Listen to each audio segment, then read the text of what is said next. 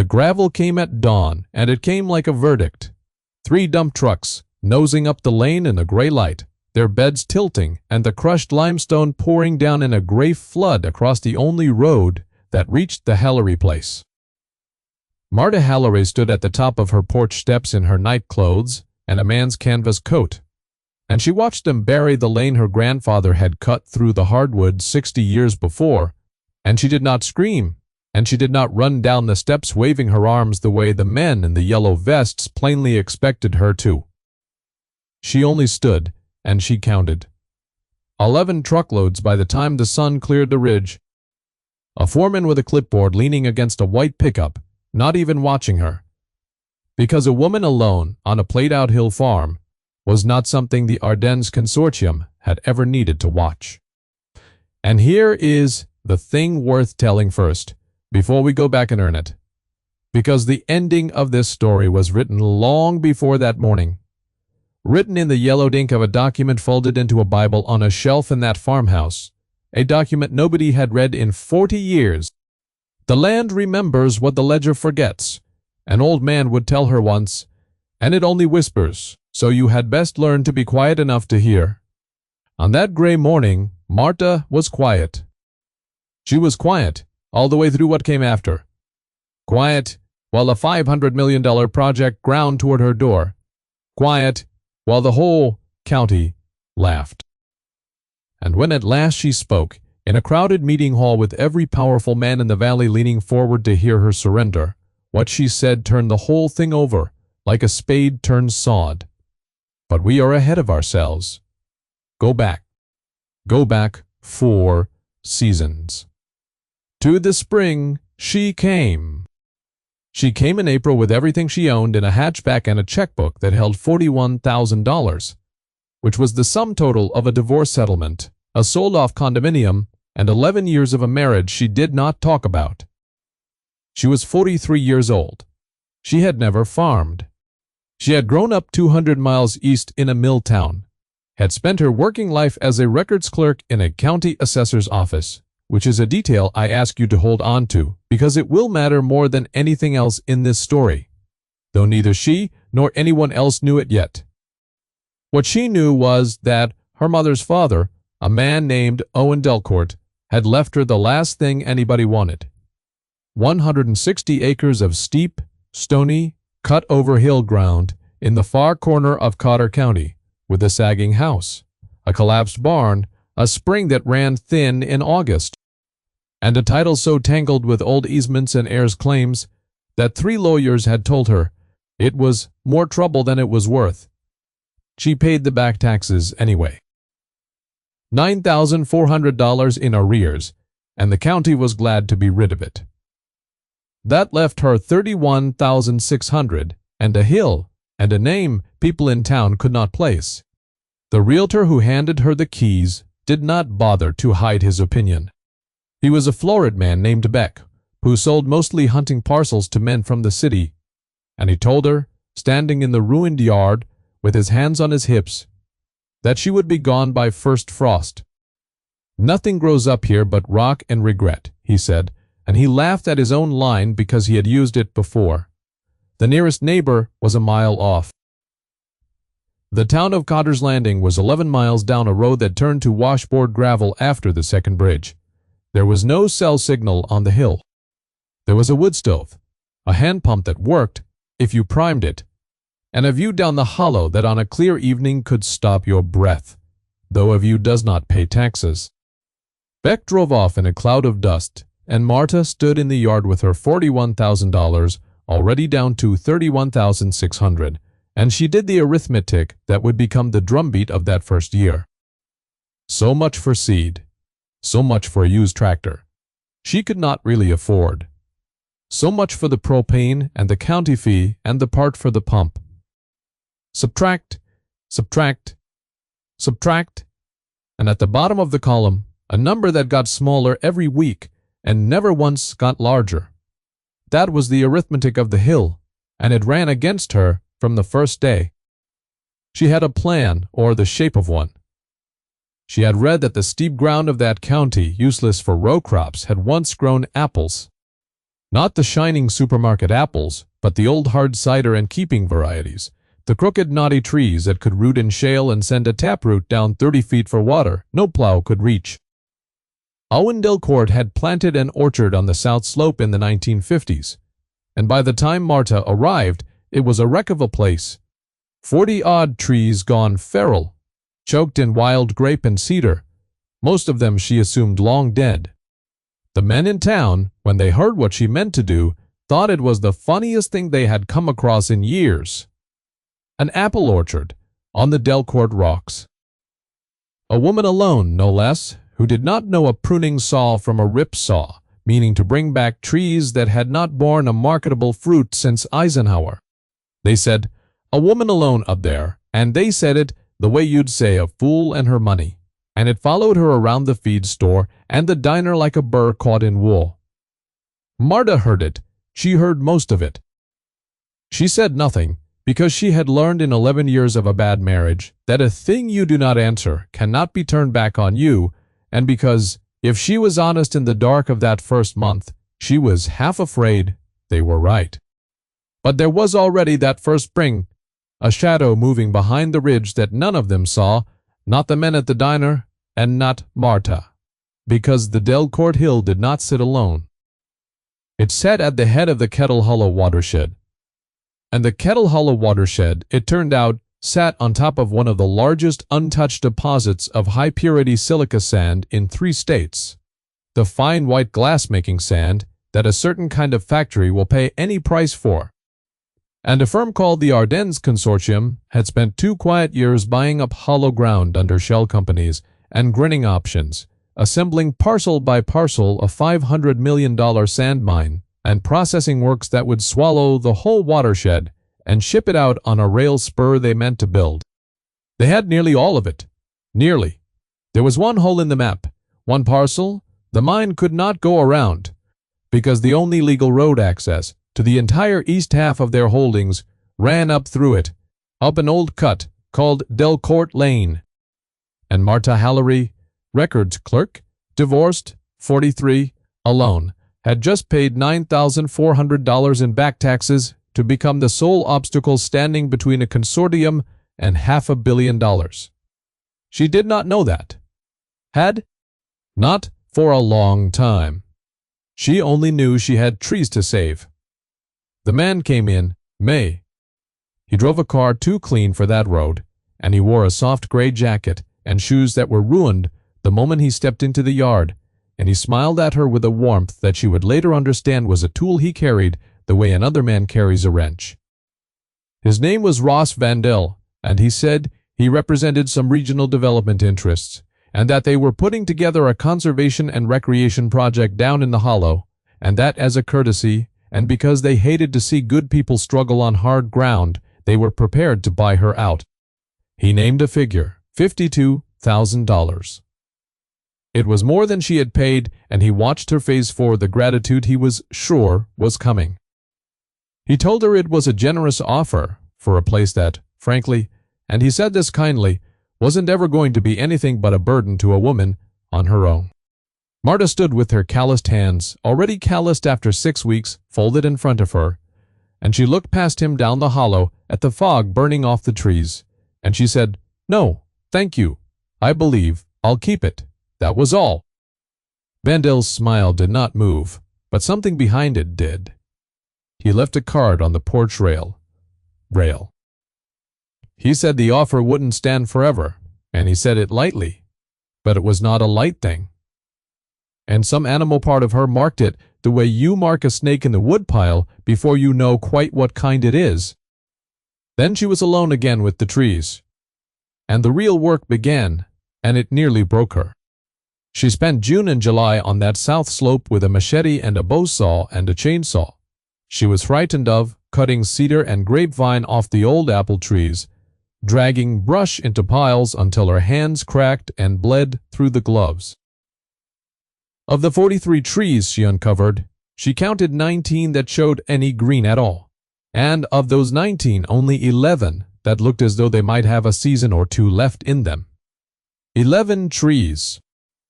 She sat down on a rock in the July heat and did the arithmetic. and it was ruinous. Even a healthy, mature apple tree might give 5 or 6 bushels. 11 half-dead trees. If she was lucky, if a late frost didn't take the bloom, if the drought the county was already whispering about didn't burn the fruit, might give her, what? 30 bushels and hard cider apples sold to nobody at all because there was no cannery, no press, no market within 100 miles. Subtract.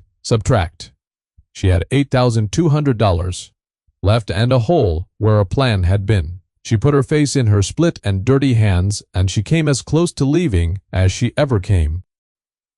And then she heard, from the tangle at the top of the slope, a sound she had not heard on the hill all summer.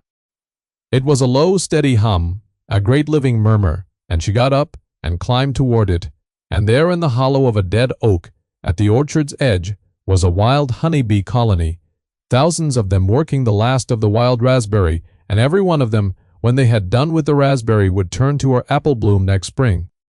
And something in that sound, that patient, indifferent industry, put a hand on her shoulder and told her to stay one more season. She stayed. That was the first small sign, and she did not yet know it was a sign of everything. The old man came in August, walking, though he lived 4 miles off. An old man in a straw hat with a stick, and he stood at the bottom of her lane a long while before he came up, the way courteous country people did before they knew you. His name was Emile French, and he had come to that county from somewhere far to the east half a lifetime before, and he spoke a soft, careful English with the vowels of another country still in it, and the men in town both respected him and gave him a wide berth, for he had a way of knowing things about weather and ground that unsettled them. He did not laugh at her orchard. He walked the rows slowly, touching the bark, tasting a leaf, standing under the one tree that had against all odds set a scattering of small hard green apples, and he was quiet for so long that Marta grew nervous. Then he said, "These are not sick trees." He said, "These are old trees, and old is not the same as sick. No more for a tree than for a man." He told her the trees were not dying, they were starving, choked and shaded for 40 years, and now that she had let the light back to them, they would remember what they were for. He said a thing then that she would carry the rest of her life. He said, "The land remembers what the ledger forgets, and it only whispers, so you must be quiet enough to hear it." Then he did something practical, which is the mark of true wisdom over the false kind. He knelt and dug his fingers into the dirt at the drip line of a tree, and he named it, gave her the old country name, and told her these were not cider trees at all. Somewhere in the tangle, old Owen Delcourt had planted a handful of a russet-keeping apple, a homely brown-skinned late apple that stored till spring and grew sweeter for the storing, the kind of apple that had gone out of fashion so completely that men had forgotten it was the finest eating apple ever grown. "There is no market for these," Emile said, "because men have forgotten them." He smiled. "But the tongue remembers what the market forgets too." That autumn, the first autumn, gave her almost nothing, as he'd warned. 11 trees, a scattering of fruit, 4 bushels of hard little russets, that she stored in the cool of the stone cellar under the house, because Emil told her to, and she had learned to do what Emil told her. And it was that winter, the long dark winter of her first year, that the second figure in this story entered it. Though he entered so quietly she nearly missed him. There was a family a mile and a half down the road, the Sisks. A hard-luck family, the father gone somewhere, the mother working 2 jobs in Cotter's Landing, and the youngest of them was a boy of 10, named Dell, who had taken to walking up the ridge because there was nothing at his own house but a cold stove and an empty afternoon. He started appearing at the edge of her yard, watching her split wood, saying nothing, a thin, watchful boy in a coat too big for him. She gave him a russet apple from the cellar one gray day, just handed it to him without a word, and he ate it, standing there, and his eyes went wide, and he said, "That's the best apple I ever had," and it was the first time in that whole long year anyone had told her she was right about anything. He came back. He came back most days. By spring he was helping her, and he had named the trees, all 11, given them names out of his own private mythology, and the tree that bore the russets, the mother tree. The oldest and gnarliest he called the grandmother, and the name stuck, and it is worth remembering that name, the grandmother, because it was the grandmother tree that saved them all. The second spring the bees came to the bloom as she had known they would, and the 11 trees, remembering what they were for, set fruit as they had not set in 40 years. And Marta pruned and thinned and prayed against the frost, and slowly, over that summer, a thing began to happen on the Delcourt Hill that no one down in the valley could see, and that she herself kept quiet as a coal banked low under ash, because here was the second half of Emil's gift. He had told her that first August that the drought everyone feared was coming, and coming worse than the old-timers had words for, and that when it came it would ruin the valley. But it would not ruin her. Why not? She had asked. Wiv. And Emil had pointed his stick down into the shale at the base of the grandmother tree and said, because these old trees do not drink from the sky like the corn does. They drink from below. He told her that the russet stock Owen Delcourt had planted was grafted onto a wild rootstock that drove its roots down through the fractured shale to a deep seam of water that no drought could reach, water that the whole ridge sat upon an aquifer. The old man had known about the way country people know things, without a survey, and that, as long as those roots held that seam, her trees would bear in a dry year that killed everything green for 50 miles. She had listened. She had not fully believed, but she had done what he said, and now, watching the valley below turn from green to gold, to a sick, pale brown, as that second summer burned on without rain, she began to believe. The drought came down on Cotter County that year, like the open door of a furnace. The creeks went to string, then to stone. The corn in the bottoms curled and rattled and died standing. The cattlemen sold off their herds at a loss because there was no hay and no water.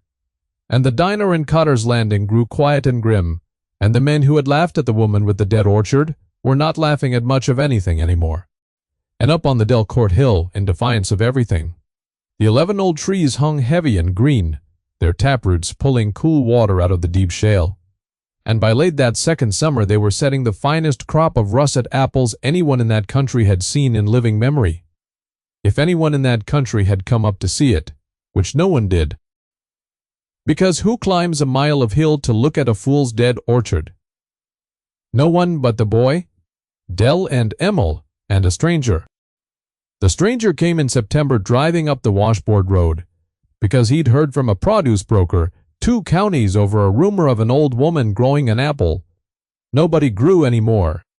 He was a chef, or a buyer for chefs, a lean, impatient man from the city with a knife in his pocket, and he cut into one of Marta's russets, standing in the orchard, and he went still, the way Emil had gone, still the way the boy had gone still, and he said, "My God." And then he said a number. He offered her $4 a pound for every russet she could grow, delivered fresh and stored more than triple what a good eating apple brought, because he said there was nothing like it left in the world and the restaurants in the city would fight over them. $4 a pound. Marta went home that night and did the arithmetic, and for the first time since April of the year before, the column did not run against her. It ran the other way. 11 trees, $4 a pound, and the arithmetic of the hill, which had subtracted from her for a year and a half, had at last, quietly, begun to add. She told no one. That was the discipline Emil had taught her, to bank the coal low under the ash, and not let the wind of other men's opinions get to it. She sold that autumn's crop to the city chef, and she paid off the last of what she owed, and she put money by. And she was careful and plain, and no one in Cotter's Landing knew she had done anything but survive another season on the rocks. But you cannot bank a coal forever without the smoke of it rising, and by the third spring the smell of what was happening on the Delcourt Hill had reached the one man in the county who was paid to know such things. because Ross Vandel and the Ardennes Consortium had been watching that whole time. Watching and waiting for the drought to break her the way it had broken everyone else, so they could buy her lane cheap and finish their map and begin their mine. Only she had not broken. And the drought, which was in its second brutal year now, was doing something to the consortium's plans that none of their engineers had foreseen. Their entire $500 million operation, the mine and the washing plant and the processing works, depended on water, enormous quantities of water, to wash and sort the silica sand. And the creeks that were to feed it had gone dry, and the shallow wells they had drilled came up dusty. And the project that had swallowed a whole watershed was choking to death. Of thirst on top of an ocean of sand, they needed water. They needed a great deal of it, and they needed it in one place, and their own surveys, the same surveys they'd waved around to condemn the land, told them exactly where the water was. It was under the ridge, at the head of the hollow. It was under the Delcourt Hill. It was the same deep shale seam that fed the roots of 11 old apple trees, and it was, though they gnashed their teeth at it, the property, road, and mineral and water rights, and all of a woman alone, whom they had once offered $52,000 to go away. Vandel came back up the hill in the third summer, and the warmth was still in his voice, but it was thinner now, stretched over something harder. He did not talk about conservation and recreation anymore. He talked about the future of the county, about jobs, about progress, and he offered her not $52,000, but $180,000 for the parcel.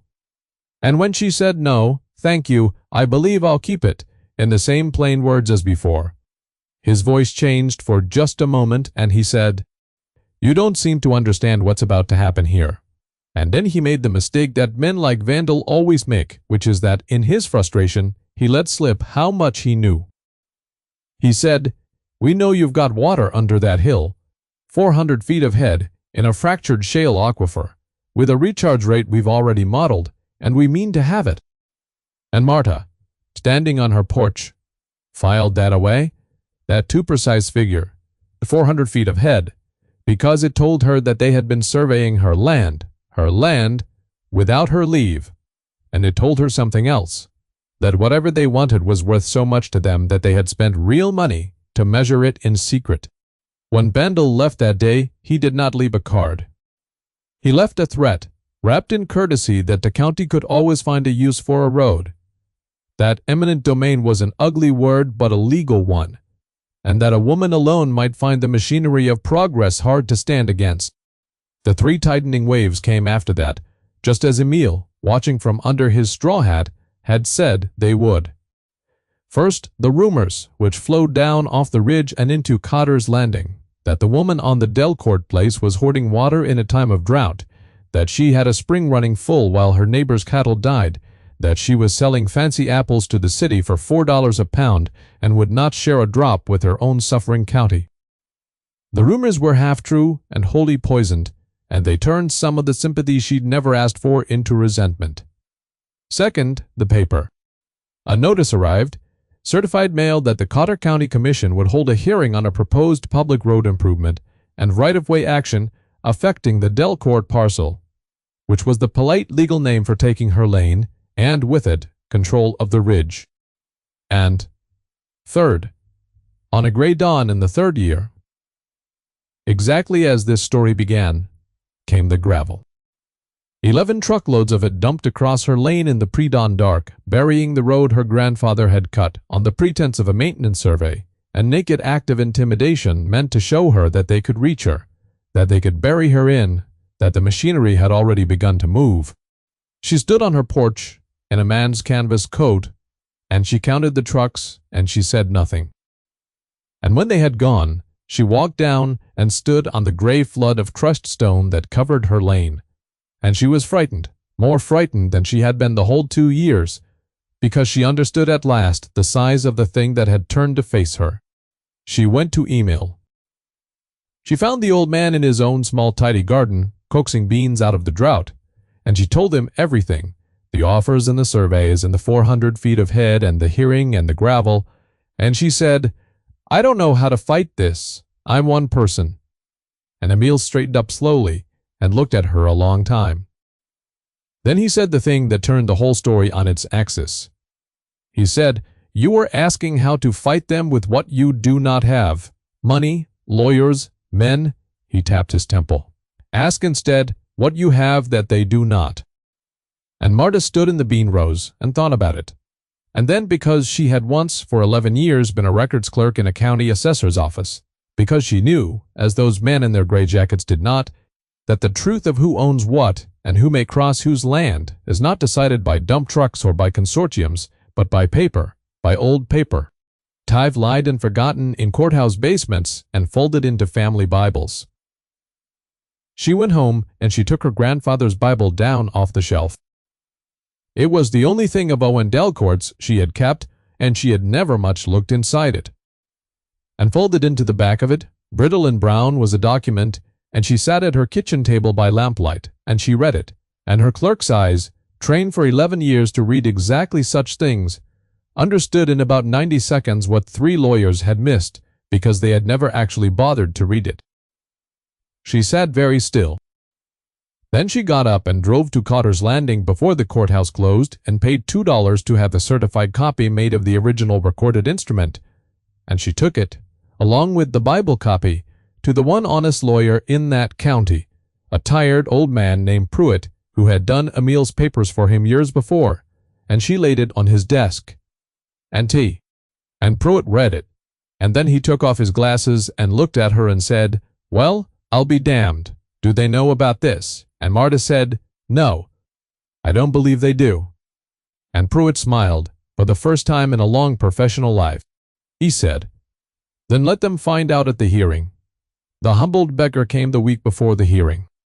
He came in the person of Wade Coley, who owned the biggest cattle operation in the valley, and who 2 years before had been the loudest man at the diner, the one who'd started the joke about the woman and the dead orchard, a big, florid, confident man, much like the realtor Beck. And he came up the hill because the drought had all but ruined him, and because he had heard, everyone had heard, that the Delcourt place had water. He did not swagger. He stood in her yard, turning his hat in his hands, and he told her that his cattle were dying, that he had 200 head with nothing to drink, that he had said things about her he was ashamed of, and that he would pay her whatever she asked, for the right to water his stock at her spring. And here was the first of the 2 moral choices this story had been building toward, quiet and enormous. Marta could have named a ruinous price. She could have made Wade Coley pay for every joke, every burr of laughter that had stuck to her at the feed store. She looked at the big broken man turning his hat, and she thought of Emil's words about the land remembering. And she said, "You don't pay me anything, Wade. You bring your cattle up the back trace where the trucks can't block it, and you water them, and you tell your neighbors they can do the same." And Coley stared at her, and something came loose in his weathered face, and he said, "Why? Why would you?" And Marta said, "Because the water was never mine to sell. It came up out of the ground before either of us was born, and it'll be here after." Then she said the thing that mattered. She said, "But I'll ask you one favor. Come to the hearing Thursday. Bring your neighbors. Come and sit down and listen." And Wade Coley, who had 200 thirsty cattle and a debt of shame he did not know how to pay, said, "I'll be there, and I'll bring the whole valley." The hearing was held in the old Grange Hall in Cotter's Landing because the courthouse room was too small. And the whole county came because the whole county had heard something was going to happen, and the drought had made men hungry for anything at all to happen. It was 101 degrees in the shade that Thursday, and the Grange Hall was an oven-packed shoulder to shoulder. And up at the front, behind a folding table, sat the 3 county commissioners and the county attorney. And beside them, uninvited, but present in the way such men are always present, sat Ross Vandell in a fresh gray jacket, with 2 lawyers of his own and a stack of engineering surveys, ready to secure the public road improvement that would hand a consortium the ridge. The county attorney opened it. He droned through the legal necessity, the public benefit, the great mine project that would bring jobs to a suffering county. 400 jobs, he said, and $500 million of investment. And all that stood in the way of this deliverance was a single stubborn landowner who would not accept a fair and generous offer for a marginal parcel of no productive value. He said it looking straight at Marta, sitting alone in the front row, with a manila folder in her lap, and the boy Dell beside her, and old Emile behind her. And Vandel, invited to speak, rose and turned on his warmth for the whole crowded room, and he painted the future.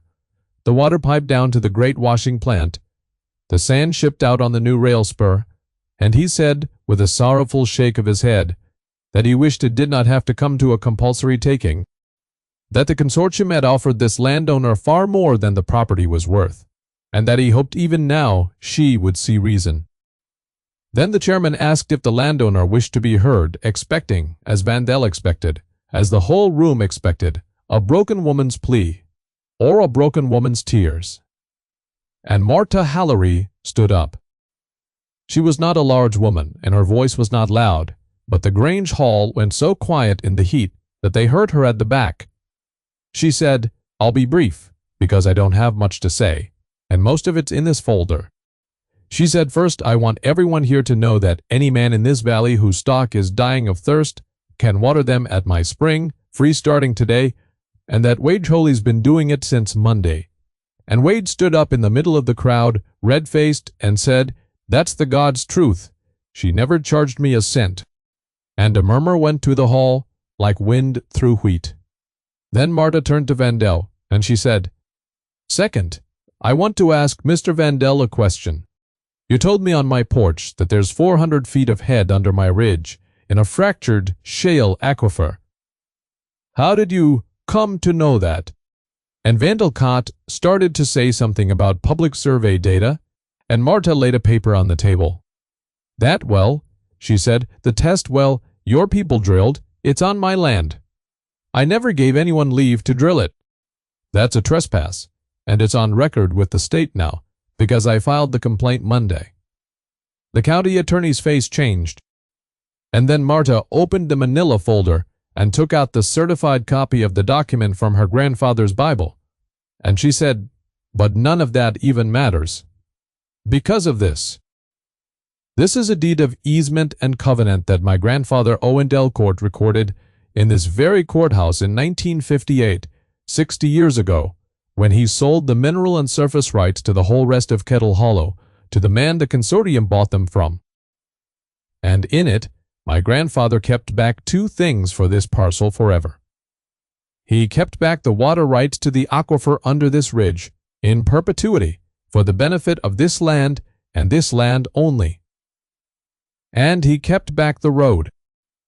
Delcourt Lane isn't a public road, and it never was, and the county can't improve it or take it, because it's a private easement that runs to this parcel alone. And every other parcel in the hollow was sold subject to it, meaning they can cross it to reach their land, but they cannot own it, or control it, or bury it in gravel. She let that sit, she said, quietly, into the roaring silence. So there is no water for your mine, because the water is deeded to these trees. And there is no road for your mine, because the road is deeded to me. My grandfather did that 60 years ago, and I only had to read it. Pruitt, the old lawyer, rose in the back and said, in a dry courtroom voice, "I've reviewed the recorded instrument, and I'll be filing to quiet title and to enjoin any road action on Monday, and I'll win. Because the paper's plain, and it's been sitting in this courthouse the whole time. Any of you could have read it. Nobody did.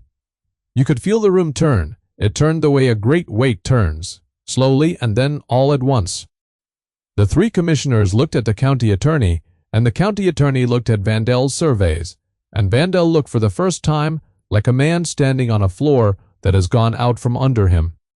And the crowd, the whole hot-packed Grange Hall, full of ruined farmers and thirsty cattlemen, and the men who had laughed at the diner, understood in one moment that the woman alone upon the Delcourt rocks had been sitting for 2 years on the only water in a drowning county, and had just given it away free to all of them, and stopped a $500 million mine, cold with a sheet of 60-year-old paper.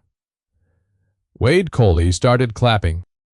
Then another man, then a dozen, Then the whole hall stood, and men who had never spoken a kind word about her took off their hats, and the boy Dell was grinning up at her with his whole thin face, and Emil sat with his straw hat on his knee and his old eyes bright. Vendel gathered his surveys with hands that were not quite steady, and he leaned in close to Marta as the noise rose, and he said low, only for her, "This isn't over. We have lawyers." And Marta looked at him without any anger at all and said, "I know you do. But the paper is older than your money, and the land remembers." And Vandel walked out of that Grange Hall and out of that county, and the Ardennes Consortium quietly folded its options within the year and sold the hollow ground off in pieces to the very farmers it had meant to swallow, because a mine that has no water and no road is not a $500 million project, it is a hole in the ground. It turned out was its own kind of reply. The rains came that fall, the drought at last breaking in 3 days of soft, steady weather that soaked down into the cracked ground, and the creeks came back, and the corn the next year stood green. And up on the Delcourt Hill the 11 old trees, the grandmother tree in their midst, bore heavier than ever, and the boy Dell, who was 12 now, and no longer a stranger in her yard but nearly a son, helped her graft 20 new russet trees off the old stock, so that the orchard her grandfather planted would go on. She was no longer the fool on the rocks. She was a fixture, a name people said with respect, the woman who'd stopped the mine and watered the valley, though she never once told it that way herself. Wade Coley plowed her a proper new lane with his own tractor, digging the consortium's gravel back out of the cut Owen Delcourt had made, and would not take a dime for it. And Emil came up the hill one bright, cool morning near the end of that 4th season, walking with his stick, and he stood with her under the grandmother tree, while the bees she'd first heard 3 summers before worked the last of the year's bloom, and he ate a russet apple slowly, with his old teeth, and he was quiet a long while in that way of his. Then he said, "You asked me once how a woman alone could fight them." He gestured with the apple core at the deep-rooted trees, at the ridge, at the valley below them, healing green. He said, "But you were never alone. The land was under you the whole time. It remembered what the ledger forgot, and it only whispered." He smiled at her, the smile of a man handing back something that was always hers. "You were just quiet enough," he said, "to hear it." And Marta Hallery stood on the hill she had bought, for the price of its back taxes, among the trees no one had wanted, above the water no one had known she held, and she understood that she had come to the far corner of Cotter County, a stranger, with $41,000 and a name nobody could place, and that she had, without ever once raising her voice, become the one thing she had never in 11 bad years believed she could be, which was a woman who belonged exactly where she stood,